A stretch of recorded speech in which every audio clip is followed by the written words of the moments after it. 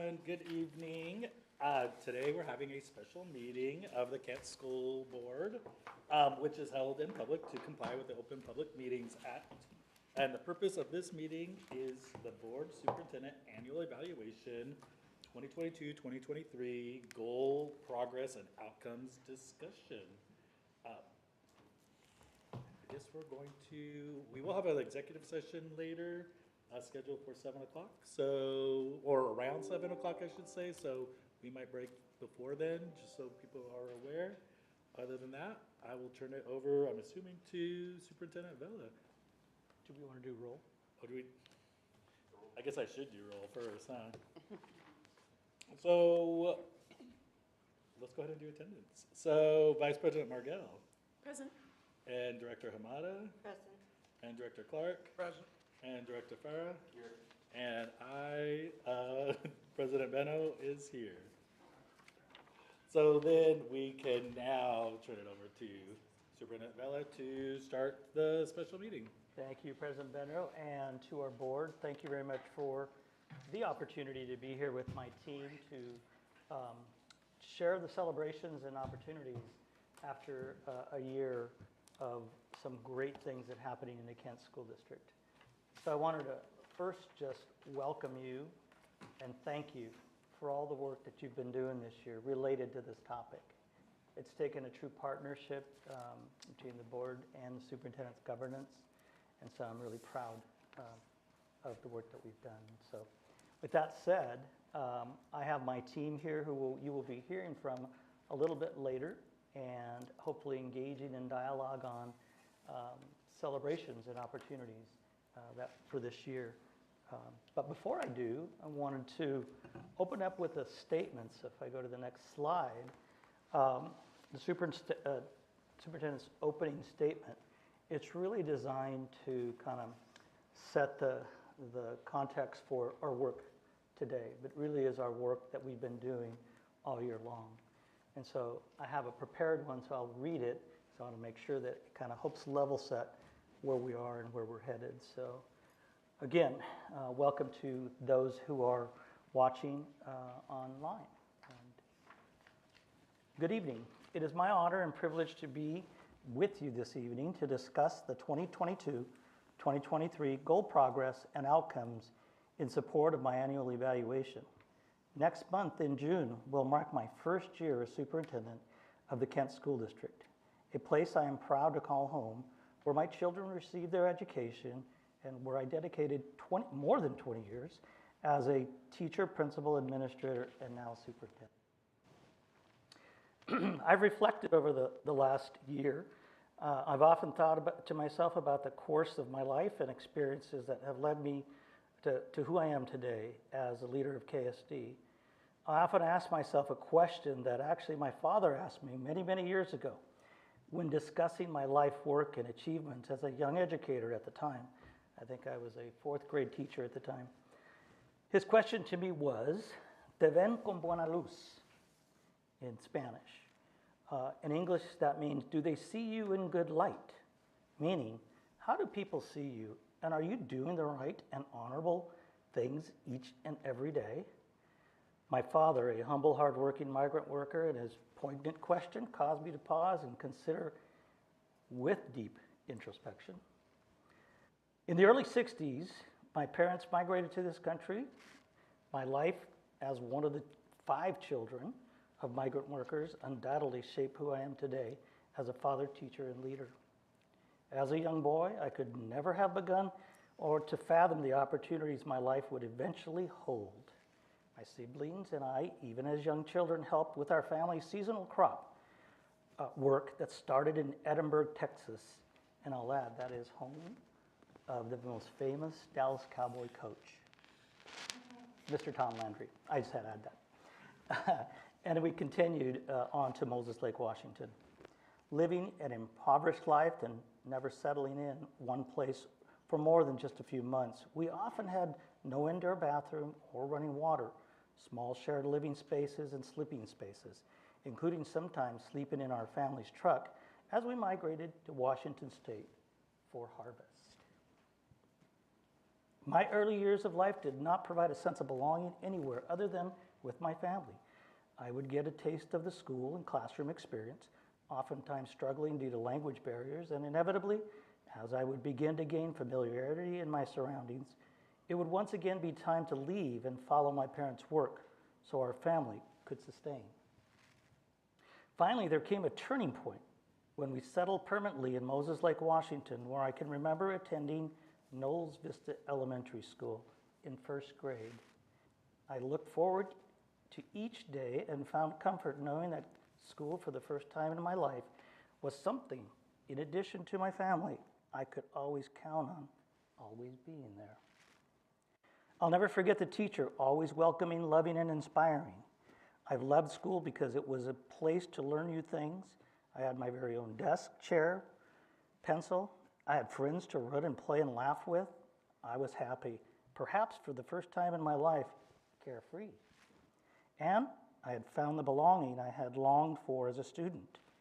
I'm proud of my history as it set and upbringing, as it set the course for my life choices, and has led me to many fulfilling moments, milestone moments, becoming a first-generation college graduate, choosing to become an elementary teacher, because I had the spark or la chispa from other teachers. The spark, the intellect of children through imagination, as many teachers have done for me, choosing to become a principal and paying it forward by cultivating teachers' passions to educate students and care for them unconditionally, choosing to become an administrator, leading my team with inspiration to better the lives of students, and finally, choosing to become a superintendent. I then set my sights on honing the work on the district in alignment with our goals. Preparing students to be college and career ready, engaging parents, students, staff, and community in two-way communication, creating effective organizational systems, and developing and retaining a diverse and premier workforce. My life story has made me the person I am today. While my childhood was not easy, I wouldn't change it if I could, not even for a minute. I have a rich, meaningful lived experience, and as a leader of color, my life experience brings a unique perspective for what many of our families have gone through and are still navigating while attending Kent School District. Every single day, even on the most challenging of days, I am proud of our district, and as superintendent, I have the honor to lead the fifth largest district in Washington State and one of the most diverse districts in the state and nation. A district that has welcomed migrant and refugee students and their families with open arms, a district that provides academic, social, and emotional supports, and imperative connections to community, city, county, and state organizations for each and every one of the 25,530 students and over 16,000 families, and KSD as a place where students are surrounded by staff who care deeply and work tirelessly in support of student voice and success. I am thankful to our board for the cohesion and governance team we have worked diligently to build. As we reflect on this school year, we have celebrated student progress, staff achievement, boundary changes, community partnerships, core values, board superintendent district goals, strategic planning, moving sixth grade students to the middle school, board championing of goals, and aligning goals in support of our students, including those in historically marginalized communities and student groups. All this to name a few only. Every fiber of my being tells me that my pathway has led me to where I need to be today in service of Kent School District. Together, we have responsibility to rise up and further our work towards enriching and championing the lives of students, each one, like me, with their own meaningful life story and purpose. We need to always endeavor to be stewards, not only their education, but mental and physical health, confidence, promotion of their self-identity, and having successfully prepared them for their futures. Together, let's reflect upon where we've been and what we've learned and cast our eyes forward to celebrate our efforts and successes. The unity offering our students a future of promise filled with an abundance of hope, belonging, and opportunity. So, I'll close by once again sharing my father's question, ¿Te ven con buena luz? Do they see you in good light? I say, and I see all of us here in Kent School District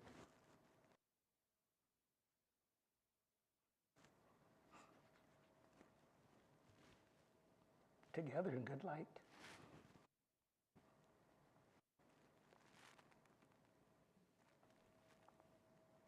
So as we look into next year and towards the future, setting our sights forward,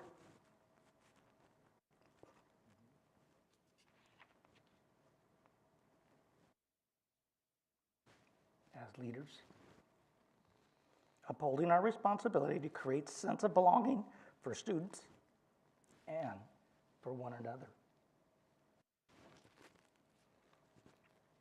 Continually seeing ourselves and those around us in good light, in support of every student, every voice, every day. So, I felt it important to level set our work today. With that statement, if I could go to the next slide, please. Thank you. This slide is common for all of us. We've seen it probably far too much, right? But we always, when I see it, I always see something new.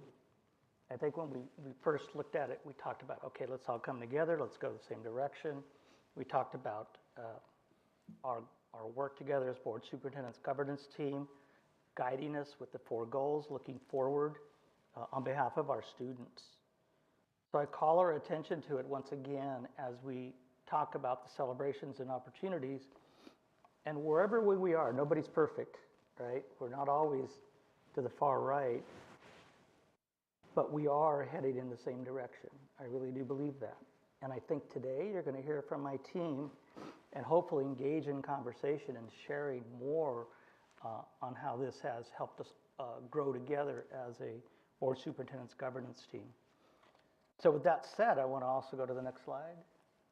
I wanted to again note for our community and our team that our board championing of goals was a critical, I think, move for us.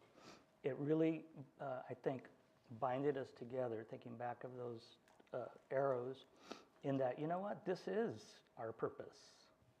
And so I won't read the names to you, but I again thank you for the time you've spent, not only in the 2 meetings a month, but really all of those meetings that you've engaged yourself in to learn more, right? To learn more about really what our role is and what our calling is. I'll also point out to the right there, you see just a diagram of coherence. This is something that I've shared since my interim year, right? Systems coherence, so critical to us, with students in the center of everything we do. And so with that, I'd like to now go to the next slide and invite both Mr. Spencer Pan and Mr. Randy Heath to start us off, which I think are most important area, and that is goal 1. And so they'll start off with just a reminder of some of the diagrams that you've seen before, and then we're going to launch into our dialogue. So we'll go ahead and start, and I'll turn it over to Mr. Pan first. Just thank you for, again, spending the time with us, and I think going through these same sets of slides that kind of set that firm foundation of how we look at the work to be accomplished. As you've seen throughout the year and asked questions about, and I think we have a firm understanding around, there's both a progress indicator and a performance indicator, right? One again, is really around, did we do the plans that we outlined that we were going to do? And if we did or if we didn't, looking at that success, or looking at those opportunities and seeing how we iterate that.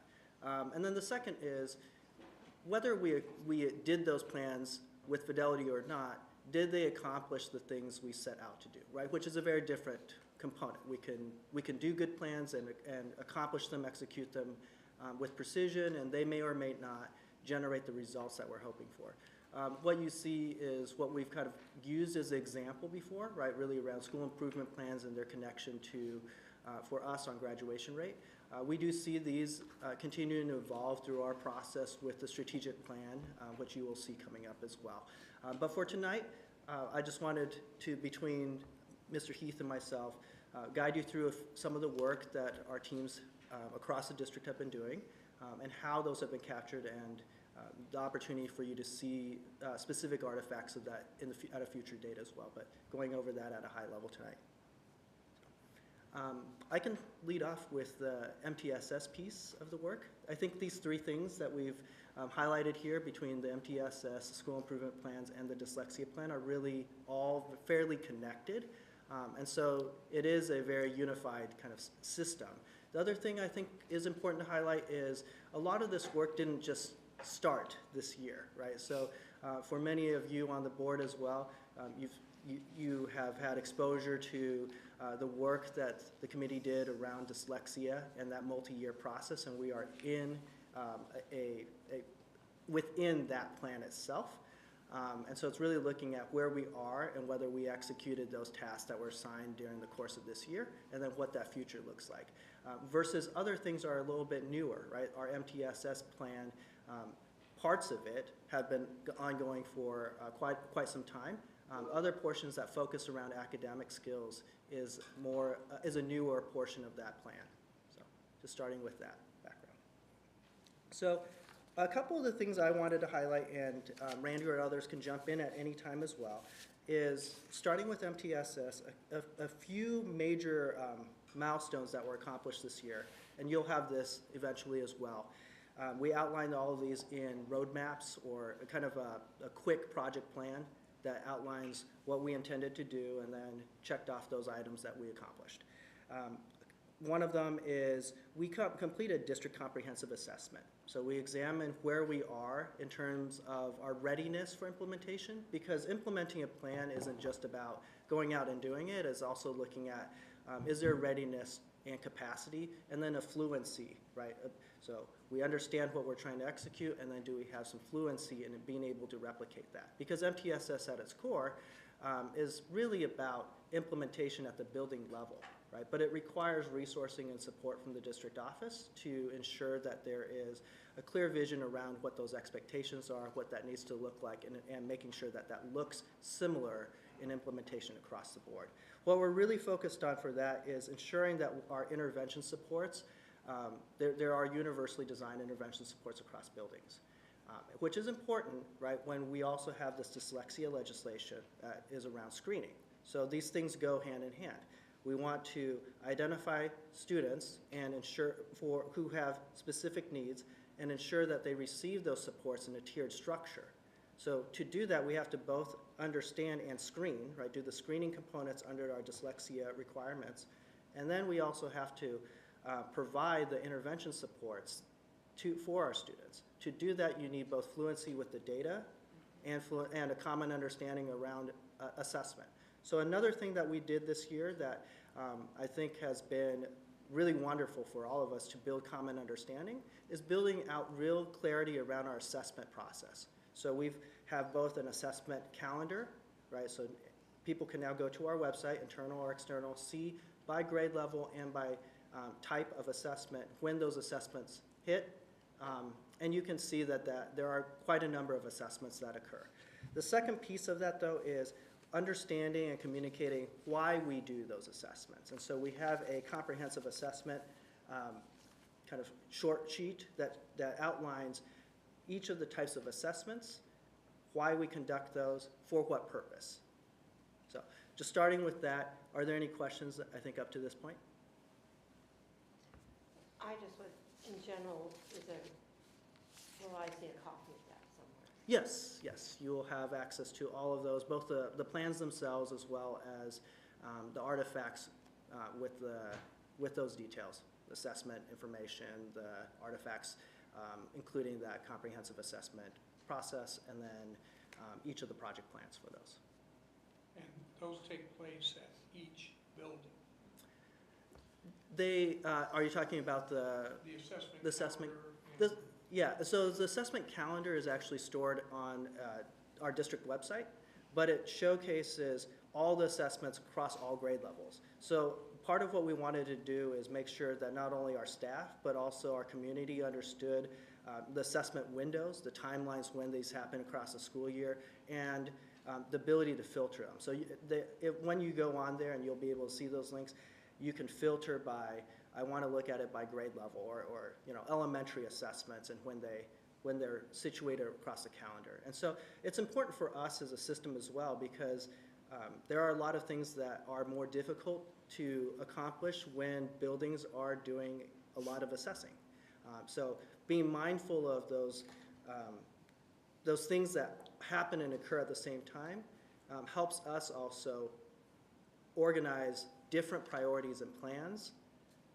As you can see just in here, we have 3 different things we're focused on around dyslexia, school improvement plans, and our MTSS process, right? How do those all hit at the same time or at different points in time, and the impact for a building?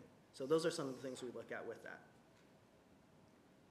And so it seems like the calendar and the descriptions of why we're doing the assessment is to educate our parents and be able to bring them along with us, obviously. Are we measuring then, like year over year, the percentage of students fulfilling the testing compared to next? And is that our measure for if what we're doing is a successful measure? In part, yes. So one of the things that we've done, and it's outlined in the plan that you will see as well, is quite a number of our schools have been doing what we call focus folders. And so we take a look at our cohort of students, right? We receive our students, all of them, at the point which they enter our system. And when we integrate this with our MTSS structure, one of those things that we're looking at is that tiered intervention structure. Are the students getting the support they need? If they need really intensive supports, are they receiving those appropriate interventions to assist them in that process to access education? In an ideal kind of system structure, right, we would see about 5% of our students really requiring that, what we call term tier 3, really intensive intervention supports. And so we really target that group in terms of looking at our data.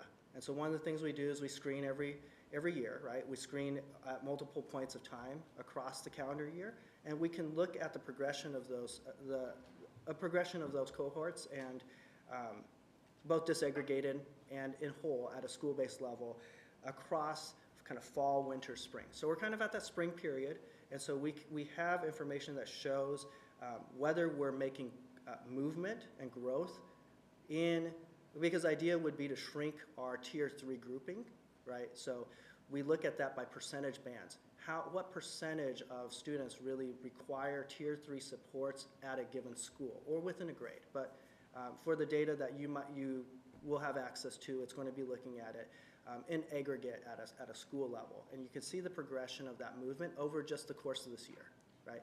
And we look at it for that K2 band and then for the 3-6 cohort, because that delineation line right there is really around the reading focus, right? We're looking at skills development for students learning to read, and then we're looking at skills, the application of that in terms of comprehension moving forward from there. So to your question, Director Margell, I think, yes, we have that data, we track that, and our target and focus for that is the movement and growth of students in those cohorts. I do want to point out, though, that there are different types of assessments we give for different purposes. And also to highlight that assessments are just a snapshot of time. And so there's a lot of reasons why a student may not demonstrate their full knowledge on a particular day when they take a test. There are a lot of factors that factor into their readiness to take that assessment. So we don't want to overly place too much. I mean, we want kids progressing, but we also we want to use that in conjunction with the other data that teachers collect every day that is really around the progress that their students are making. There are assessments that are happening constantly within the classroom as part of their assessing and trying to understand what direction they need to go with their teaching. I think that's important. A lot of these assessments we take throughout the year are more formative, so it's trying to see, are we on the right track? In general, are the majority of the kids progressing in a way that we are hoping they do? And then you have your end of the year kind of summative type of assessments that supposedly should align. We should see if they're scoring a certain way on the formative, that they should also maybe, hopefully do that. And when they don't, try to ask the questions, why didn't that occur and what is going on? And so I don't want to overemphasize the importance of assessments. They're definitely important, but they are not the full picture of a kid. Absolutely, and I think one of those pieces is really communicating with our staff and our public as well around how those things are integrated in a comprehensive system, right? So as Mr. Heath outlined, there are different types of assessments for different purposes. And so one of the pieces of information that you will see, and I have one printed copy here, but is outlining all of those on really a simple one-pager that outlines, here are the screening tools we use, here are the benchmark assessments we have, here are the formative assessments, here are the summative assessments, here are the progress monitoring tools that we have, and in what context we use them, and at what grade levels we use them at. So. I'm glad to hear it's going to be on a one-pager, because I'm looking at the assessment calendar online, and if I were a parent, I'd be like, oh my God, they're always testing. Like so like, that would be great to see kind of on a one-pager, because I also agree, like even being a high school teacher, I don't believe one test tells you anything. Multiple measures are really important, but we don't want to over-test either. So I'm glad you said that. Absolutely. Like, I'll be happy to see the one-pager on what the assessments are. Because I know it's on the calendar, it's meant to be a range. Correct. Like schools will start here and here, but Yes. on the calendar, it looks like, testing's happening for 3 weeks in a row. And I know that as a teacher, but that may not be necessarily clearly communicated on the website. Also, getting us back into the overall goal, which was the MTSS systems of support. That's a framework that includes what you just heard, diagnostic, screeners. Then you have assessments that will determine progress within literacy, numeracy. Then it's a part of the big framework. So the system piece is what's critical for districts. And that's what I want to see is like, which are the screeners, which ones are the ones that tell progress? Because like AP testing's not on here, nor does it need to be, because it's not used for MTSS. But That's right. I'm just curious, like what those are and what they're for. That'll help us better understand what we're using as far as MTSS. And thank you for President Meadow for going immediately to the calendar. I'm glad you were able to find it very easily. And I think that is a key indicator, right? Because one of the things we want to do as well is, it can be overwhelming for parents and to look at that and think, oh, there's this 3-week window. But the other component is us being mindful that that window is real, right? That is a real window of work that's occurring at a building. And how do we respect that? How do we understand that? And what do we do about that? In terms of the universal screener, right, at K2 we're using dibbles. And so one of the things we started doing and outlined in our plan was ensuring that staff are trained on how to deliver and ensure that screening is happening. And at the same token, all of our K6 staff this year were offered training around science of reading. And so you heard a little bit around that, the integration of that to then our curriculum adoption process that recently came to the board as well. And students are being trained to use the technology tools as well, right? Yes. So they're not just going in not knowing how to use the tools, right? Yes. Because that can also affect the results of the exams. Correct. Yeah, and then in terms of the school improvement plans, this is, as many people have kind of recognized, this is not something new. This is something we've been doing for 20, 30 years. But the newness is really around how they're being utilized in our support of building leaders and building teams of educators, and how we align our supports to those schools. And so we have a system in which we have executive directors of learning and improvement, which are principal supervisors. And in the last couple of years, they've been engaging in additional training on a nationwide scale in terms of their skill at how do you coach, how do you how do you work and support principals in or all around student achievement and getting to more kids meeting standards. And so they've been engaging in this learning that's been great. They've done learning within their own team in terms of learning walks where they go, they look for certain strategies, they talk. And so what the school improvement plan and the real emphasis with our school principals around a really meaningful plan, there are times that it cycles through and there are times that people can remember. Basically, we wrote a school improvement plan, no one ever asked to see it again, no one ever, it was a compliance issue, it was like, did it, okay, put it on this nice little folder. If somebody showed up, they said, oh, I can pull this out and show it to you. But it didn't really necessarily guide the work that is being done at the schools. What we wanted to take was this compliance document that we are required to do, yes. However, we wanted to make it meaningful and not something that sat on the shelf, and something that was constantly being revisited and that could demonstrate what the priorities of the school were for that particular year. In no way does it encompass everything that the school is doing. And that's where I think sometimes there's some, oh, is this all you're doing? You only have these couple strategies you're working on in ELA, math, or, and on-track graduation. No. That is what they have identified as their priorities and their high leverage strategies that you're using among those three categories there. It does not mean that, since there's not a specific goal on science, that the science team is not doing intensive great work around instruction, PLCs, and other things like that. It's just that is not one that is highlighted in there. It also allows us, as other district entities, to understand what the priorities of those schools are and to help align our supports as well. And really, when you start looking at categorical funding and in terms of our LAP, our Learning Assistance Program, it's the state money, our Title money, Title I money that it comes from the federal government. It really is about, when you look at your plan, there should be some connection. You should see some connection to how they're using their extra funding around their priorities. And it allows for a framework, much like MTSS is a framework so that we're talking the same language across a very large system. It allows each of our ed leads to have a common language that they are talking on a regular basis with their principals about, and in turn, what their principals are talking with the staff about.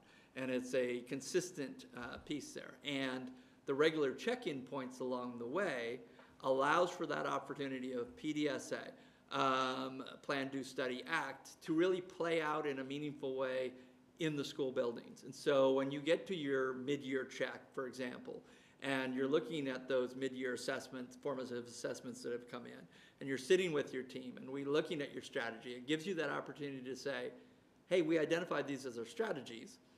First off, are we implementing them? And if we're not implementing them, then that's one thing that they need to come back and resettle in is, why aren't we implementing them? Is it that we just, like, for example, there's just an example from one of the schools. One of the strategies was to make a template, a walkthrough template that could be used with a variety of different people to walk into classrooms around learning targets and making sure that learning targets were in each classroom at the beginning of every classroom, and that the kids knew what the learning target was, that anybody that walked in the classroom. Mid-year time, they went through, took a look at that, and realized they'd actually not developed this walkthrough tool, this template that they were going to use to do this work. And so it's, oh, we didn't get around to this, we got to get this going. So they quickly made one, and it just so happened what was nice, because the ed leads talk common language and they share with each other, they were able to go back and say, oh, actually this school over here is using a very similar template because they have a similar strategy, and brought that as a starting point for that school to develop their own. And then they could start using it and implementing it. So it's a process that continually has them looking back at the strategies they've identified, looking at the results that go along with it. And then the key at the end of the year is this needs assessment. And that is where they really have an overall look at the plan. We want to caution about ever saying, well, you didn't meet your goal, reporting out this many schools didn't meet their goals and this many schools did make their, because many of the schools choose to have loftier goals. They want to shoot big. They want to get there. So we won't want to necessarily stop schools from having high expectations and get there if they're making progress. So it's really about, did you make progress on your goals? And if you did not make progress, what is your analysis of why you didn't make progress, or as much progress as you were hoping to? And so really the analysis as part of the needs assessment is actually the key to this. So it's because it's a deep reflection by the team itself as to their practices and what they need to do differently in the front. And it totally aligns with our Plan, Do, Study, Act. That's what it's all about as a quality systems. They make a plan, they do they put it out, they do the act, and then they look at it again, and just continually, how can we improve it? So that's why we chose to center school improvement plans this year. That won't be necessarily something that we might not, highlight next year, but we wanted both the board and the public to understand, because these are published on our website, and so sometimes people will read them and say, oh, you're only doing these like 3 things. No, it's just our priorities for the year of each school.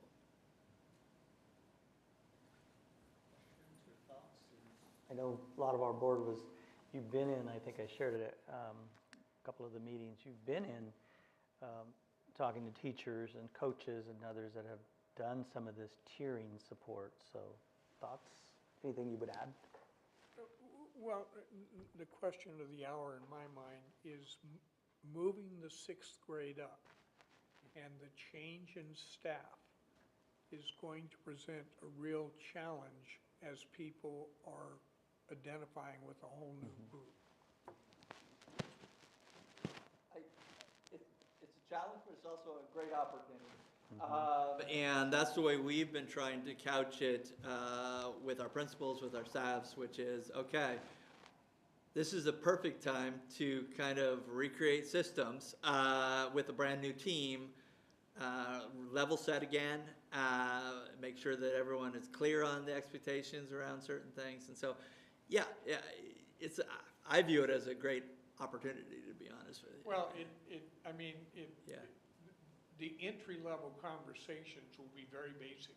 Right. And because it's probably more about bringing order than it is about complexity. The piece I wanted to add that, yes, it's an opportunity. It is the importance of systems. Yeah. Back to what I started with, and that is data systems and data dashboards. So the entity, thank you to our DARTS team and others, that a student brings when they move from one school to the other, we have the ability to create the entities so that we get that data, right? And that school team, knowing Mr.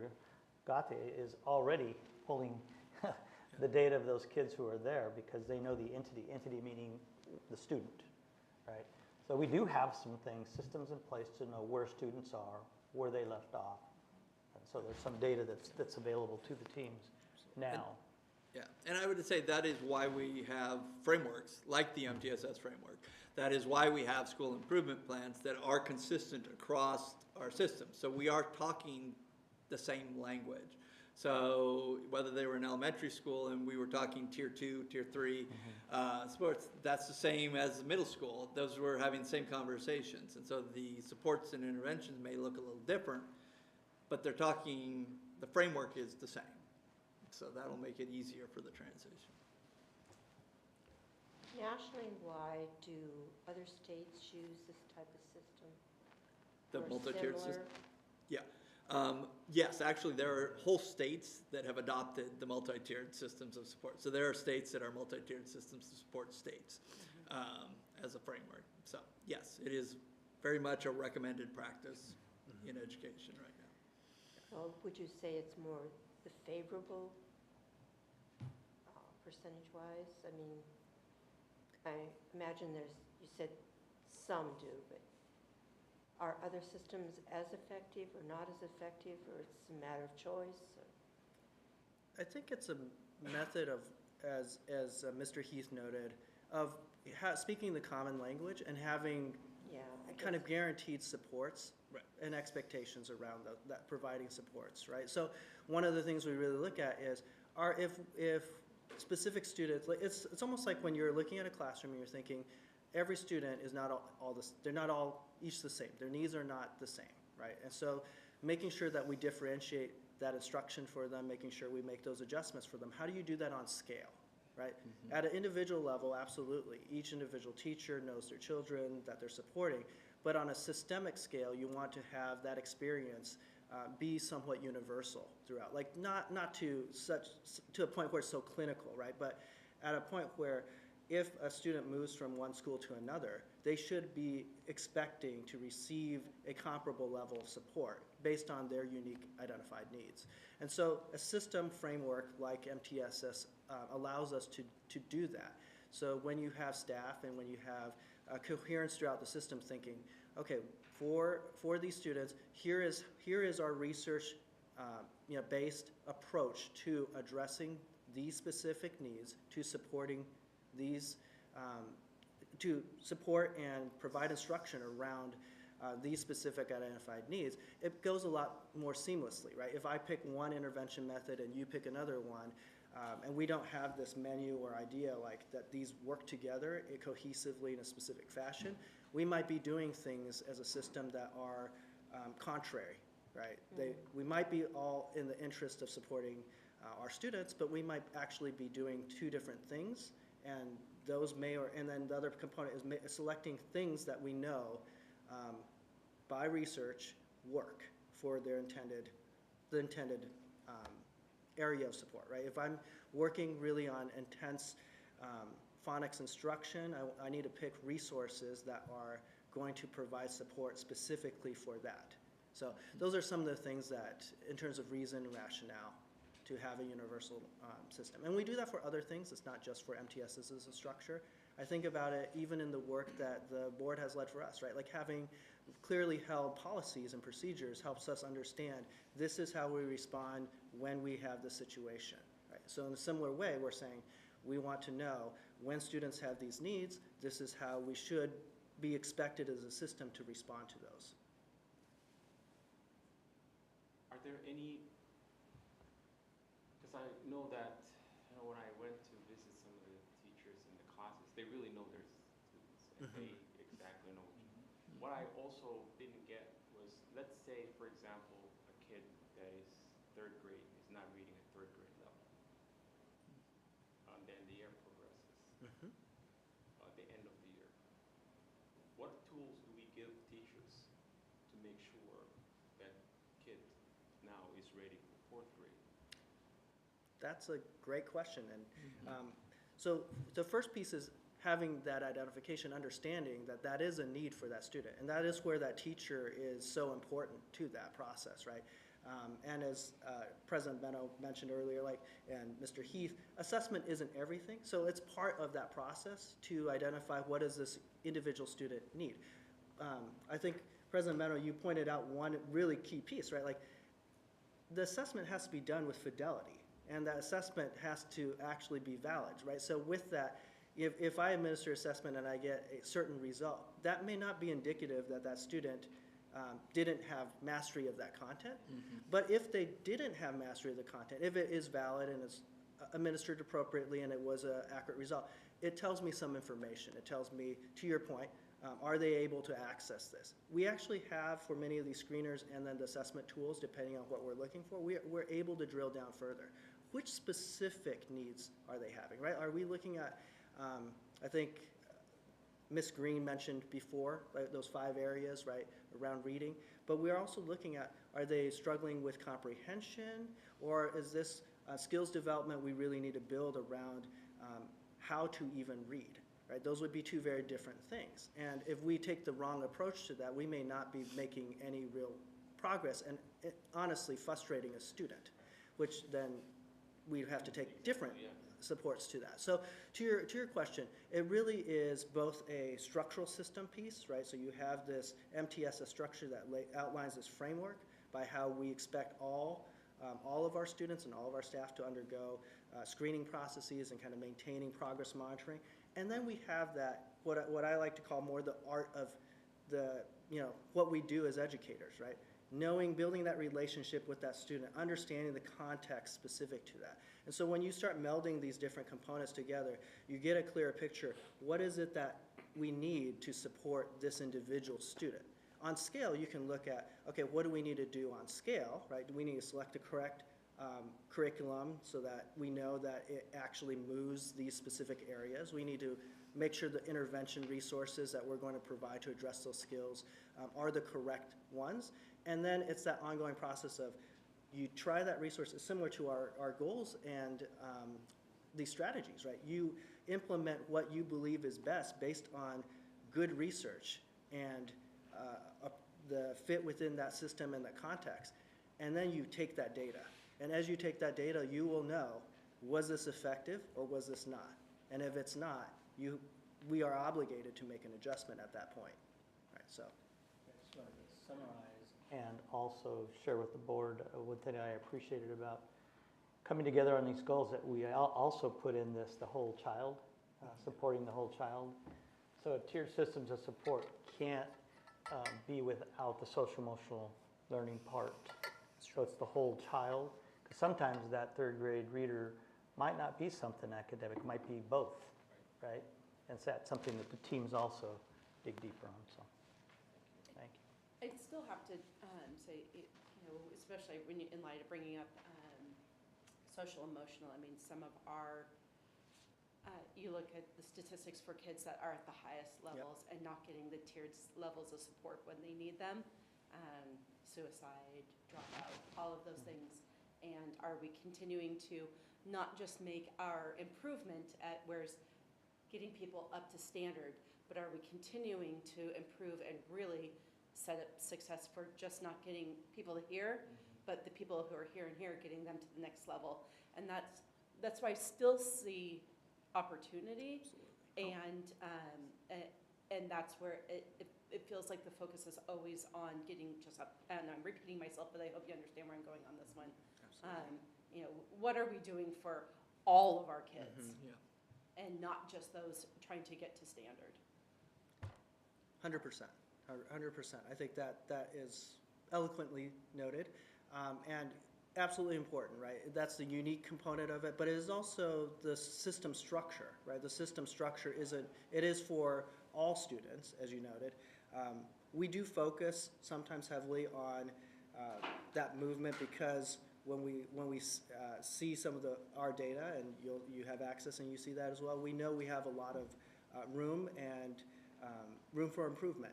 But that improvement is also the fact that we are a school district, right? We receive students exactly where they're at, and it is our obligation as an educational institution to build growth for all students from there.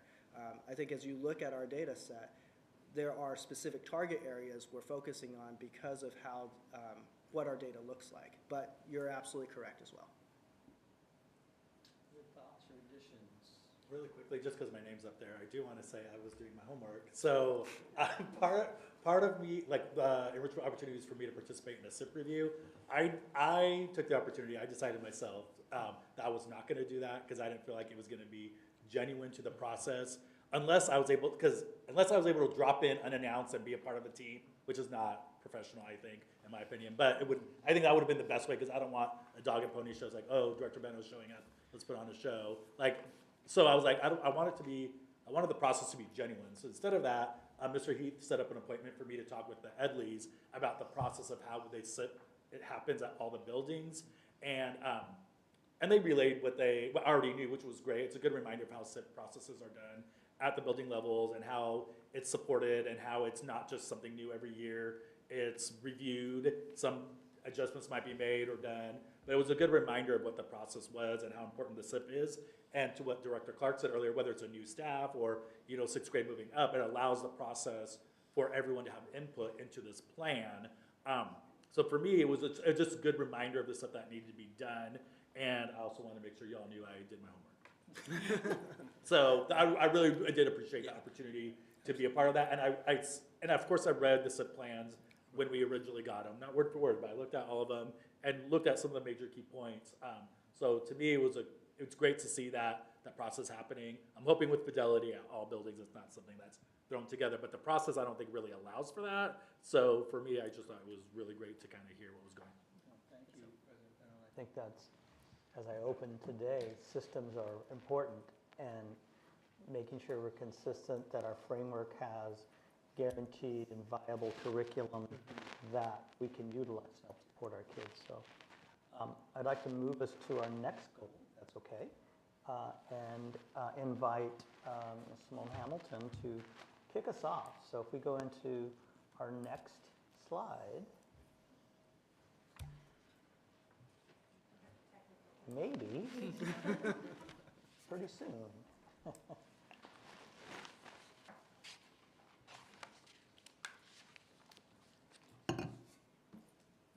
also have copies, so, but that would be for our community. There we go. Okay, all right. Awesome. So welcome, thank you for having us here today. I'm excited to speak to some of the things. As you can see, there's a lot of stuff on there, so I'm not going to speak to all of it, but I'm on cloud 9 today, I'll say, because we wrapped up our final student design project at Kentwood, and I am so incredibly proud of all the young people, the leadership, the partnership with the adults in their spaces, the others in central office that have helped, and just a special shout out to my incredible teammate, Tara Frost, who is also a KSD alum, graduated from Kent Meridian, and just has been a powerhouse on managing this project and seeing it through. So a lot of what you'll hear about that will be next week. We have the fortunate pleasure of getting, uninterrupted time with y'all, so you can hear about what the students are doing. But just, I think what really just drove home today, and it connects to everything on there around, what our plan was around student agency and leadership, and really building that and finding ways within the system to dig deeper into making those opportunities available. And that was in direct response to what students shared with us in the year before about what they wanted more of, and really that connecting to their sense of belonging in a space. And what I saw today was young people leading their principal PD, so their principal's PD time with their teachers, leading that meeting, using data from their own survey and their own peers to talk about ways to improve the quality of their relationships with adults in the space, to improve their learning, to improve their well-being, and to improve their sense of belonging. And I don't know the full count of the building, but the room was packed. Almost every teacher I think that could have been there was there, and these students then proceeded to lead circles and protocols modeled out of street data. And the conversation that happened with them after in the debrief was just so profound, and hearing them talk about what they heard from their teachers, what they were able to share with their teachers, what the impact it was on their teachers, and then watching them practice like metacognition about how that may apply, or what they can take and extrapolate that and apply that to the different spaces they're in. The theme became, all of it around was like empathy, was like, where are we really building and cultivating empathy within young people, and as adults, where are we modeling empathy for them? And last time I was with you guys, we talked a little about the difference between inclusion and belonging, how you can include people in a lot of things, but whether or not they feel like they belong. And what I really strive to do is, in spaces that I create or am holding and facilitating, is make it a space where people feel like they belong there. I try and do that with Equity Council. Leslie gets to be there, and really it's not just a place to show up and you're here and you're representing, but that like you feel like you're meant to be there. And I think what the students have really taught us and have really led, and I've seen it throughout the organization, is you guys include us, but we don't feel like we belong in those spaces. Maybe ask us for this opinion, you invite us to this thing, but what does it mean to actually make sure they feel like they belong in that space? And that's where the hard work is. That's where the challenges are. That's where the barriers start to become of what does it actually mean to create a space that's designed and centered around what students need to feel like they belong. And that happened today. And the beautiful part of the design process is that the process does that. The process forces us to have the conversations as if students are going to lead X, or do X, or have a say in a decision in X, what does this space need to contain? How do the adults in that space need to show up for them to feel like they can fully belong in that space, given who they are and all of who they are, and that they can show up fully. And so there was a lot of work that's happened, building off of last year, and then over the course of the 6 months that, again, they'll share more about next week with y'all, but that was a testament to that they created spaces, not only where they were included, but they belonged in those spaces. And just major shout out to all the adults that showed up, and the teachers, the principals, the educators, coaches, just people who are invested in the success of those young people in that. What also came out of that, though, was a really deep desire for more development. So recognizing that they're not getting enough leadership development, enough civic leadership in development, how to really be prepared to be incredible, committed adults to making the world a better place, is in their words. And so I think that where we're moving with this work, I'm really excited, is that we do have another response. I told you, these student design teams started out as kind of something around like a legislative thing around safety, and evolved second year into addressing some of those challenges. And where we're evolving into this next year is a more concerted systemic effort. That's why I love being able to do pilots of ideas and things to really grow it and let it organically shape. But the students have really informed kind of this next evolution of where that goes. That also paired with the work that's been happening in Equity Council is really, really powerful. We in that council have identified 4 areas of focus that they are leaning into work around. So one is around learning. So really, how are we creating opportunities and spaces in the organization for deeper learning around the cultures and the communities and the diversity in our district, and not just from a learn me, but like learn about yourself in the process of being in community with me.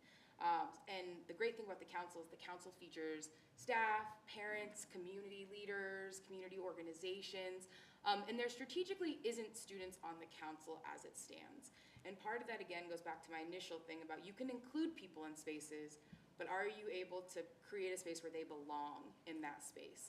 And bringing a bunch of different people, members of our school communities, both internal and external, to the table, it was going to be a lot to try and balance as we reset expectations around what Equity Council was, and then also minding and tending to what student needs were. And just the alignment of when the meetings needed in the structure was not in alignment with what students have expressed they need or would like to have to be successful in those experiences.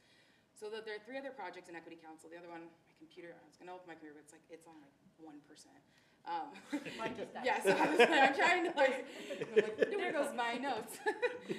So the other project is around leveraging. So leveraging where there's aspects of leadership opportunity. There's a group of people that are working on how are we leveraging staff leadership, pouring into different BIPOC staff, really thinking about not just retaining as keeping you invested here, but how are we investing in your ability to have greater impact while you're here.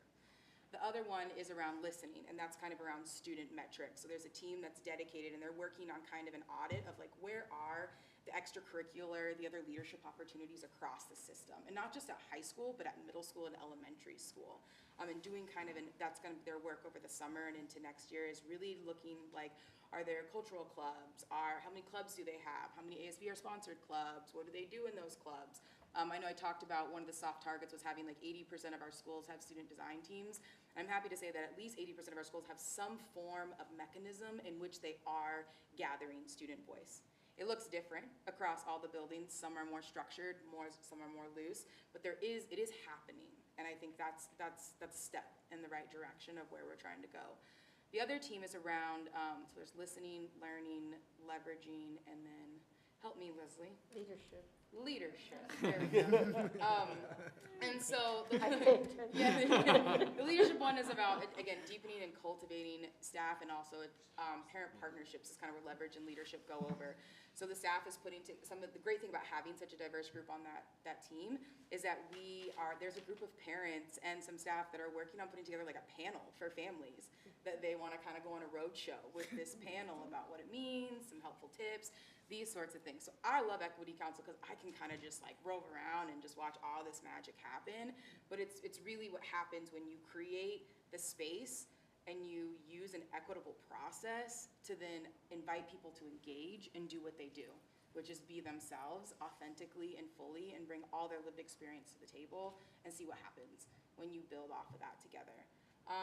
Another really great thing that I just want to highlight, and there'll be more available to you in yours, we're doing some of the after action reviews around the schools that we did student design teams with and did some deeper student stuff, and it's been so incredible to hear them talk about how it's informed the expansion of other things in their space.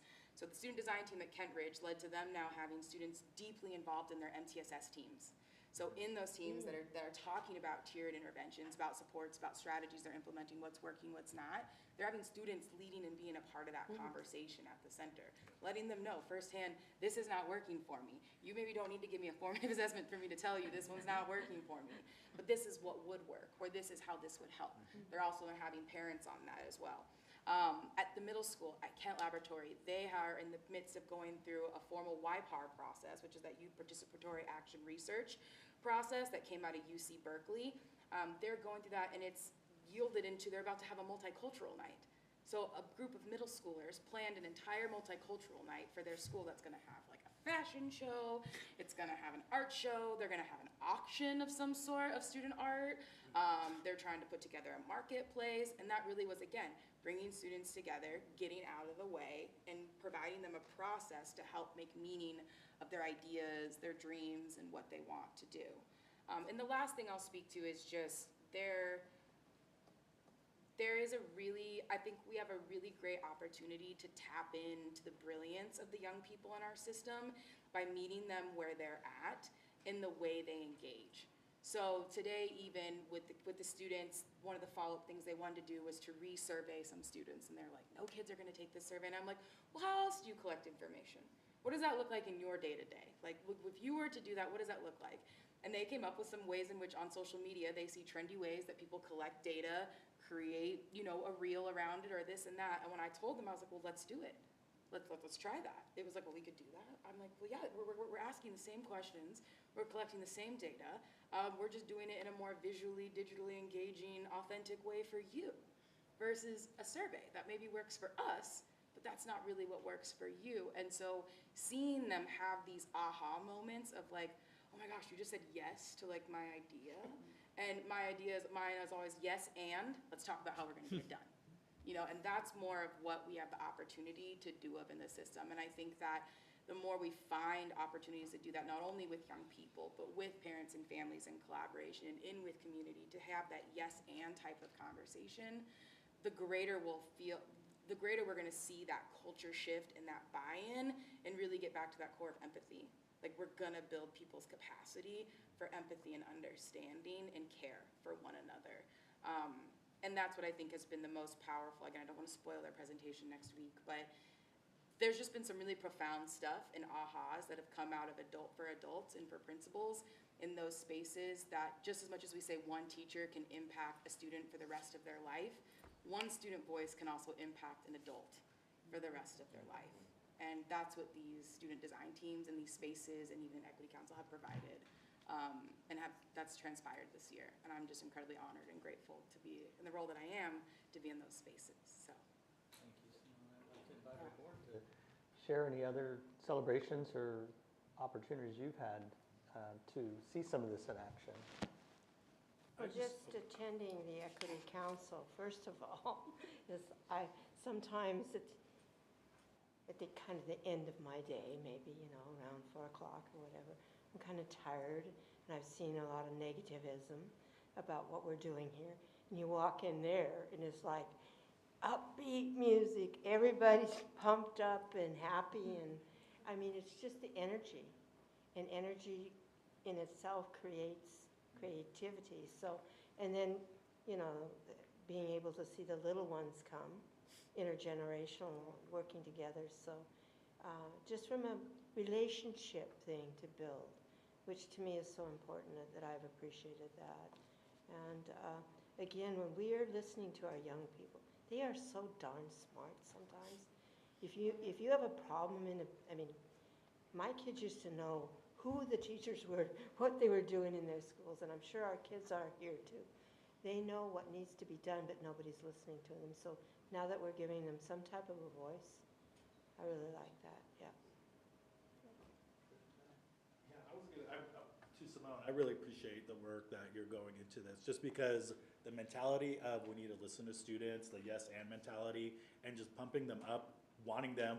Like, I think about my psych class, and it's like, okay, we're gonna collect data, and they're like, ugh. But just like doing it in a way that will make it exciting for them and let people participate. I think how we go into a situation or how we go into things really kind of shows what our outcome's gonna be. And so if we go into something like gloom and doom, then we're not gonna get as much out of it. Though if we go with an expectation with high standards that our students are gonna give us what we need and they're gonna be excited, I think that really changes how things happen. And so what I'm looking forward to is hearing about the students' plans and then allowing the students to be able to kind of implement their plans, which I guess is where the next kind of stages are. Like, I don't want us to pump them up and they're like, oh, we can't do that because it's against the law, or we can't do that because it's not policy, or we can't do that because we don't like that, or whatever. Like, I want us to be able to continue the momentum we have with our students and allow them to continue doing the good work in their buildings. So thank you for everything that you're doing. Yeah, It's just- and what's exciting too is next week you'll see the plans that they created and the ways in which they got a bunch of yes ands and what happens when we say yes and to young people and what they did. I mean, KM last week just ran a whole wellness week.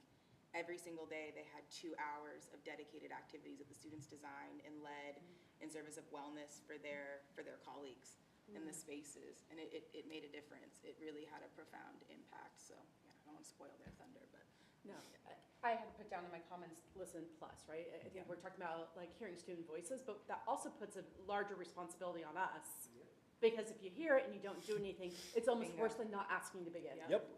And so there is a point, sometimes you just want to be heard. But there's also a point when you kind of want something done. And to your point, our kids are really smart. They know what they need, and we just need to be smart enough to listen to them too. And it's so easy to say, we can't do that, we don't have the funding, we don't have the time, we have testing, we have hours, we have to get kids here, transportation, like, I can keep going.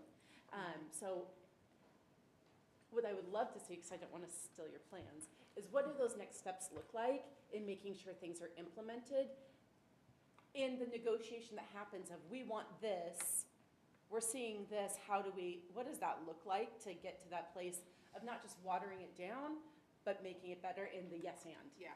Yes and, how do we do this? Yes, and I'm excited to say that like what you're gonna hear about, like the next evolution of this is, you know, some of the key takeaways that we've heard from the after action review is that, you know, how the design team works a little bit, just reminders, we meet every other week, the kids get about 30 to 45 minutes of focus time, we pull them out of class during the day, they meet with the facilitator, whether it's Tiara or some people on Randy's team that help and support, and they work through their projects, and they go back, their principals there side by side with them. And overwhelmingly what we've heard both from principals and students, because the other component of this is also the relationship building that we do with the adults. So whether that's our follow-up conversations with the principals, follow-up conversations with some teachers, to your point, like you can't hear something and not do something, but also recognizing that sometimes students, if students drop things into spaces where I see adults where they're like, I don't know what to do with that information. Like that was heavy, that's a lot. And so part of what we do on our team too is hold space for those adults to process a little bit, so then they can take action out of what they hear, or we can help them, coach them, like what would next steps look like be if you heard this, or if it was there, to also help build kind of their leadership. But one of the things that's been clear that's come out is these students have said, one, that like, even leadership kids that are in some of these groups have discussed, they're like, we're still not necessarily getting the leadership civic development, the part that just like being a good adult. Like they're like, we're really good at, you know, I can put on a school dance, I can do these other things, which teach them a lot of certain, you know, helpful skills, but some of the other skills related to different types of communication, different ways to show up and engage in spaces, what's required of me here, those sorts of things are not necessarily happening on a concerted level in all the spaces that they're in. So what we're looking at next year is more intentional and longer time. So instead of possibly once every other week for 30 to 45 minutes, one full day out of your school site for 4.5 to 5 hours, and then additional 3 hours on your school site in the month. So almost getting 10 hours of touch point a month in your investing in your development, while also doing that side by side with adults in the system too, that growth at the same time. So it's responsive. I'm really excited about this opportunity because it's directly responsive and informed by everything the students have asked for and expressed throughout the process. And that's been the magical part to watch them too, is to prove that we're listening. Is that, you know, I told them, I'm like, just because I'm not talking right now doesn't mean I'm not listening, and I'm working on things over here so that when you're ready for the thing, it's here for you. And that's what's exciting is when they see that, and I'm like, great, I knew you were getting up to that, and guess what? I got the basket ready to catch all your eggs. And they're just like, oh my God, the basket's everything we wanted. And it's like, I know, I was listening. And so having those moments to listen and also like be able to anticipate what their need might be is a way to also demonstrate, I want you to keep dreaming big, keep dreaming unfiltered dreams, keep pushing what you think is possible for yourself. And even today, there was a young lady that she was talking about. She's like, the teachers were just so empathetic in my circle, and they were sharing things that I'd never seen those types of teachers share. And I was like, yes, and it's a testament to your leadership. You facilitated and led that circle and showed up in a way and modeled the type of authenticity and vulnerability you wanted those adults to join and meet you with, and they did. And that's huge. But I was like, don't sell yourself short on what it took for you to do that and to show up in that way and what you're capable of doing to elicit that from others. And I think when young people can tap into and realize that they have that power to cultivate and pull out empathy in others, it's like, oh my gosh, like what? I can do that? And there was that aha moment for them of like, oh, I like this. And two of them said, like, this is the first time I've experienced joy all year, was in our time today with their teachers side by side. And to me, that's a win. Like, if it all just for you to experience joy that time, I was like, yes, that's my favorite word. So it's a yes and to that. We are responding with deeper investment in a lot of ways, not just time, but in what they're gonna get access to, what they're gonna experience, who they're gonna be in proximity to, and the places they're gonna be able to go. A big investment into that. And that was something I remember, Director Farrer, you at the beginning of the year were like, put the money, like we're gonna do this, we need to make this happen for them. And so that's what we're moving towards and gonna do. And we have the data and the buy-in and the evidence from students and those that have been a part of it, that it's the right direction to go. I just wanted to add that it's really amazing some of the leaders that we have in the schools. These kids are really, sometimes when I see them talk, I feel Yeah. like we're doing the right thing. What I want to do is utilize that leadership to bring along the families. Absolutely. Into the schools, so they can have, some family nights in schools. Yep. And the reason I say that is because a lot of immigrant parents really don't understand that they have to be involved in the school system, and that they're the ones who are advocating for their children. So this is all Yeah. positive. So And what's great about that, yeah. Director Farrer, is Faith and I were actually just having a conversation this morning about, we're fortunate enough to have two really creative people on our team. Shout out Arnold. And then also Tiara, who are like incredible filmmakers, storytellers, you name it. And we talked this morning about some projects that they're gonna be able, that we're gonna support them on and really cheer them on to do about, what is the experience of our different families in our district? What does their daily life look like? How do they navigate the system? Same thing with following kids into school. Here's, the kids, you see those videos like, hey, follow me, come see what's happening in school today. Or some of those videos, some of the kids, their favorite videos are the ones where the camera just stays there and there's some sort of prompt that people are answering as they walk by through something, and you get this collection of responses. So just really creative ways we can start telling stories. A project that I had to put on the back burner this year just because of capacity, but wanted to do early on, was have a podcast, and I want to call it Shop Talk.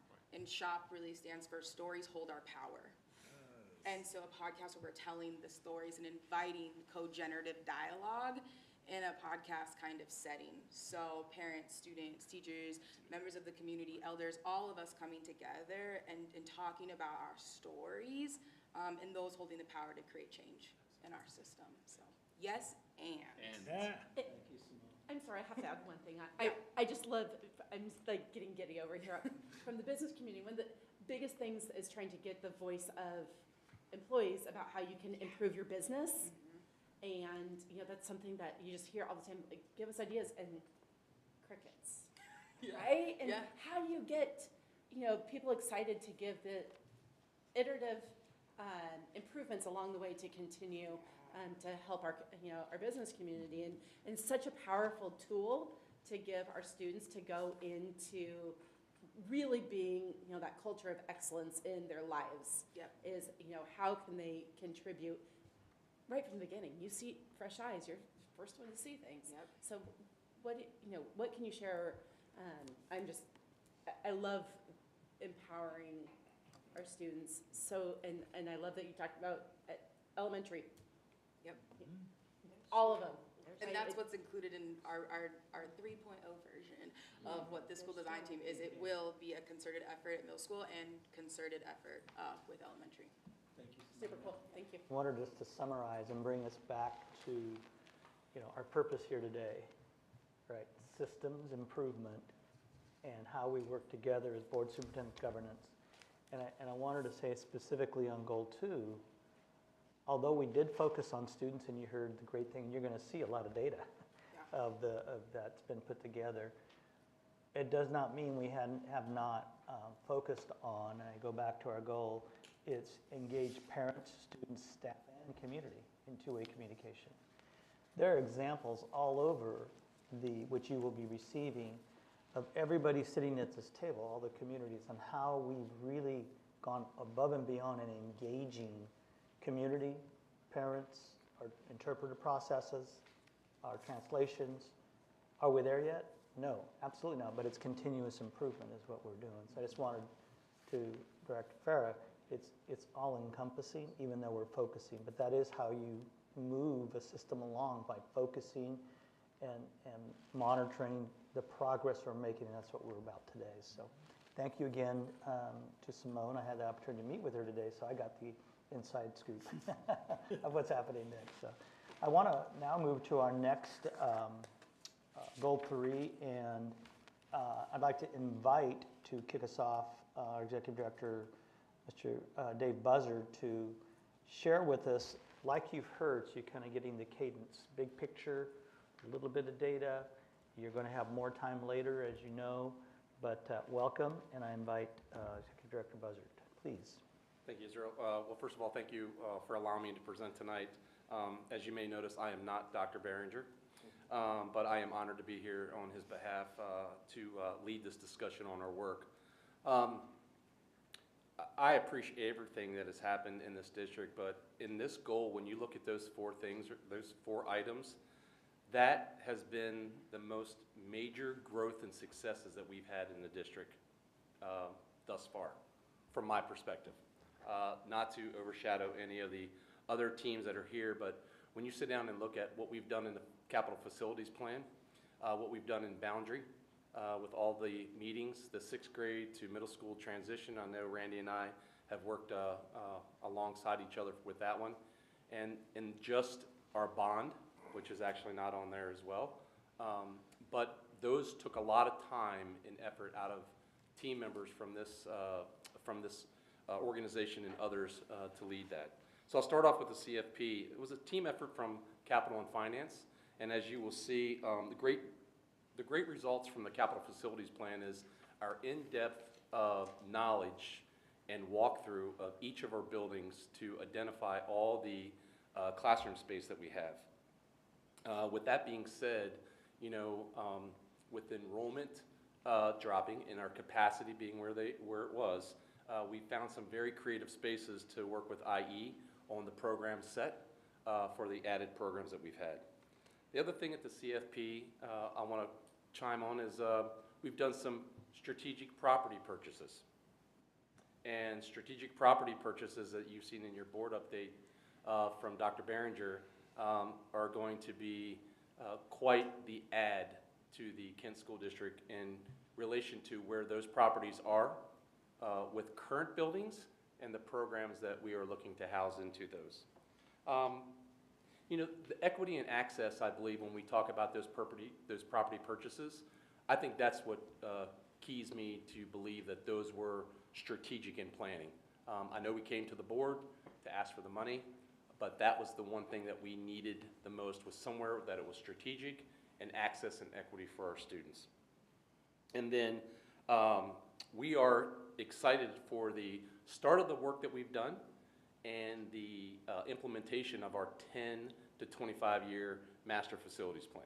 We have started that work. It is a large, heavy lift, and we are hopeful that we see that completed by the end of this fiscal year going into the next year. Boundary. you know, the outreach in the boundary process was more than this district has ever done in the past. We've had community input, we had a task force and a committee, we went out to schools, we invited our community, and we had great involvement with that. Stakeholders and leaders in the district that brought their experience to that table was very professional. The commitment in the gathering of information, and we know the successes that we've had from that, from the little changes that we've had here and there from our community while we were doing those boundary. You know, they were very meaningful adjustments, I should say, when our community came to us and said, hey, look, I know that you're looking for this boundary for this, but what if it looked like that?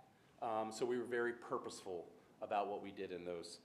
So that was just a great success, and we continue to celebrate that one. And then the sixth grade logistics, you know, we had an opportunity to hire an outside source to do this for us. You know, bring an outside source in to help us do this whole sixth grade transition. Other districts have done it.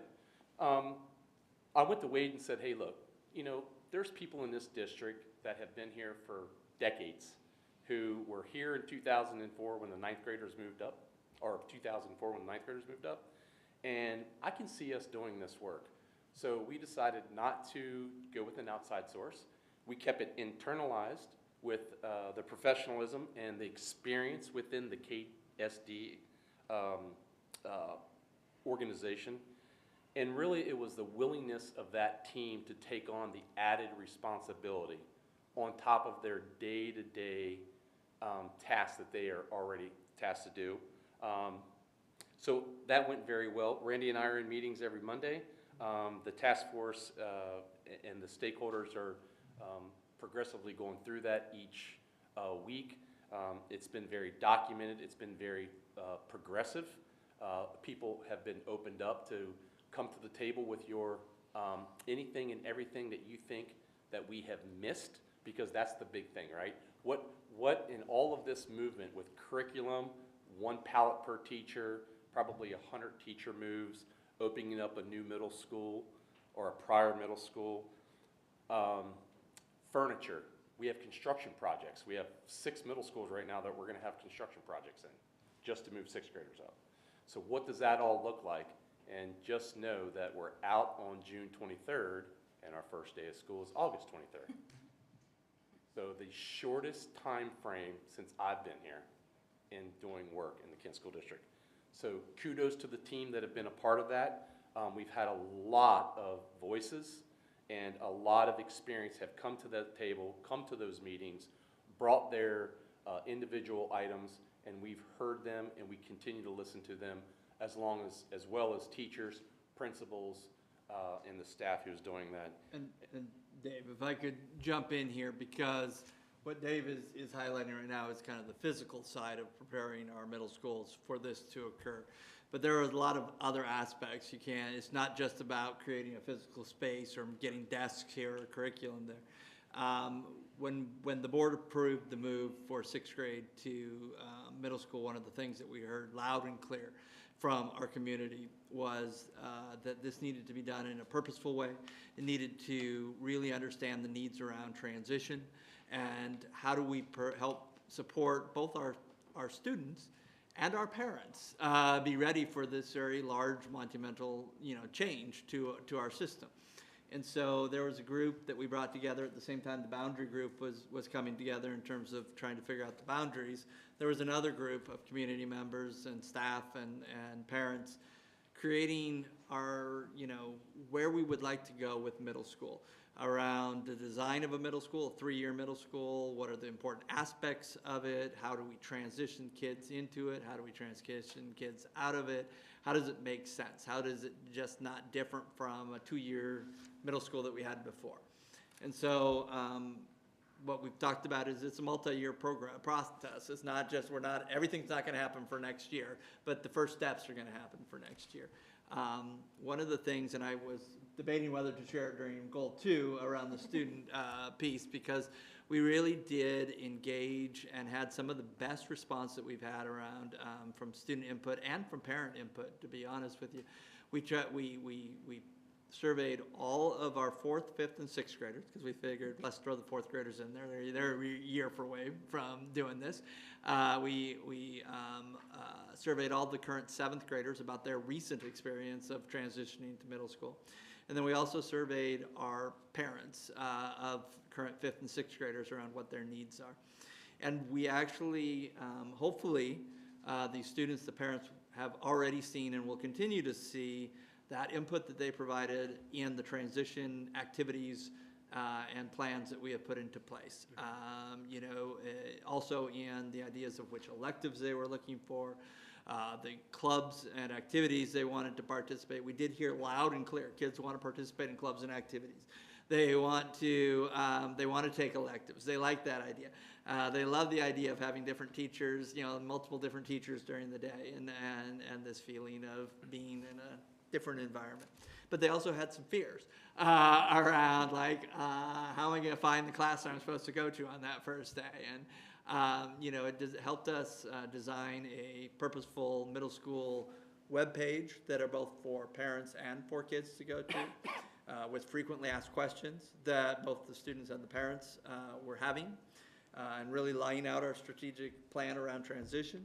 One of the things the kids were saying is we want an opportunity to get to the school and see it before we have to go there in the fall. We designed a few different activities around that, culminating coming up in our move-up days for one day for our incoming 6th graders and the other one for our incoming 7th graders. But then the other piece is tying into the student leadership aspect of it, which is we have a group of great 7th grade students ready to welcome a new group of students into their schools. And so we are bringing together on June 5th 7th grade students from all of the different middle schools. Mill Creek is supplying kind of double the dose, because we need a group for that are going to be Canyon Ridge kids. And so the kids that are 7th graders who are transitioning will be 8th graders at Canyon Ridge. We're like enlisting them in leadership opportunity already, and they're gonna, take on that leadership role right away. And we're having a common trainer come in and train them around the skills about how to help kids welcome them into their new community. And then we'll utilize these same 7th grade students that will be 8th grade students next year on the first day of school, where we will spend the morning of the first day at school at the middle school with just the 6th and 7th graders there, and the selected 8th grade leaders that we've trained as the ambassadors, and then the rest of our 8th graders will come in the middle of the day. And this will allow a real concentration of support for those incoming 6th and 7th graders who will be able to walk the hallways. They'll be able to see where their classrooms are, because that was another thing the kids were saying that they needed clearly. Can I get in beforehand so I can go visit and see where my classrooms are so I'm not lost on the first day? Well, we know that if we did it before school started, that would leave some kids out that just can't get there. And so we wanted to make sure that it was accessible and equal for everyone. And so let's just say, let's do that all in that first day when we have bus service that are already bringing kids there, and let's do it in a purposeful way, and let's make sure it's happening the same at every single middle school. And so that's been a real intentional piece to this that we're planning together as middle school teams and committees around. There'll be individual little differences at each middle school, but the core aspects of the transition, are the key. So That's another example of student voice. yeah. You'll see that in some of the documentation that you're going to be receiving. What was impressive to me is the number of the percentage of students that participated in the survey. Yeah. So it was really well produced. So Yeah, back to and just a keynote that I would like to point out, that survey actually was a transition activity, because it got them thinking about their new middle school experience and what questions they had and stuff. Well, So that led to the Minecraft. yes, Yeah. it led to the Minecraft challenge. The So, Minecraft challenge for the kid, all about sense of belonging. Yep. This is very cool. sorry to. That's okay, thank you, Randy, I appreciate that.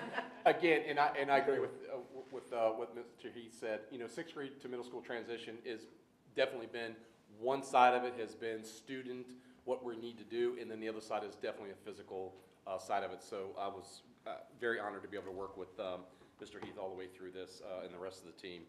And then lastly, we'll go to the 50% reduction of portable use. Right now, currently, what we are waiting for is the entire master schedule from every principal that has a portable on their site. We are waiting for that, because what we're going to do with that is that will be the criteria of what is that percentage. We know that from a capacity level right now and an enrollment level of where we think that there shouldn't be very many portables used. But again, as we increase in enrollment, because enrollment keeps going up and down in a daily basis, sometimes, we really want to be intentional about what portables will be used and what they will be used for. Initially, our goal of 50% reduction of portable use across the district, I'm going to stick with that for right now, because I think that's a good goal. My question is, once we get to that master schedule of all of them, now what can we do with them when they're not a classroom unit? So if it's not a classroom unit, what can we do with them? Can we put some type of CBO in there? Can we use it for community use? That's the other thing. Community is always looking to use our buildings, and our buildings are a part of our community. So how can we get those to be used through the day?